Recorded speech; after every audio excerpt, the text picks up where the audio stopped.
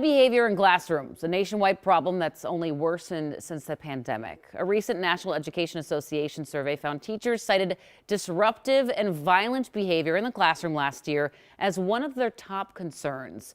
A Pew Research Center report found roughly 68% of teachers said they've experienced verbal abuse from a student, such as being yelled at or even being threatened. 21% said this happens at least a few times a month. Teachers also reporting that students show disrespect by getting up in the middle of class or skipping class altogether. So the question a lot of people have are, why are we seeing this uptick in bad behavior? To learn more, I spoke with Angel Thomas from St. Paul School District. Angel, a teacher by trade, is now a supervisor with the Office of School Support.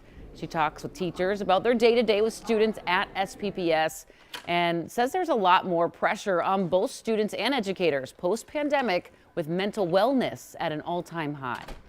You have a class of 25 to 35 little people, right? They all have different lived experiences.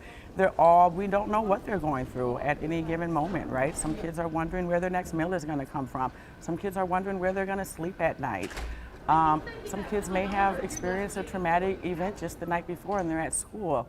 Right? And the same for adults, our teachers.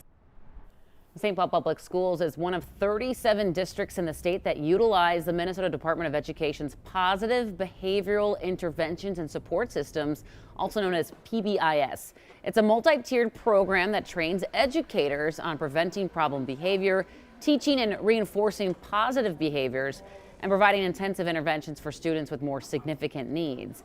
And Angel tells me that this approach has been working. The framework is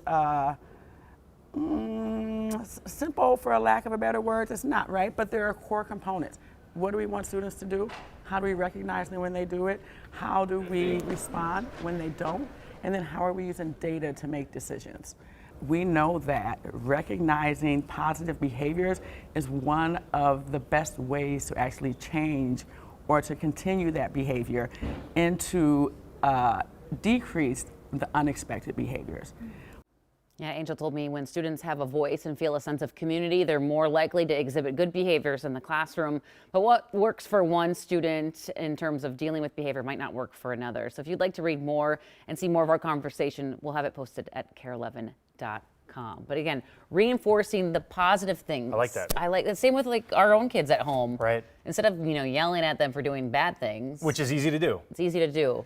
It's better to talk to them in a positive approach and say, good job. I know, we huddle up as parents, me and Nicole, and we're always like, okay, she wants the negative attention right now, but let's try to not give into that and then try to focus on giving positive affirmation. Sometimes easier said than done, though, when you're just like, ugh. For sure, you're trying to cook. Yeah,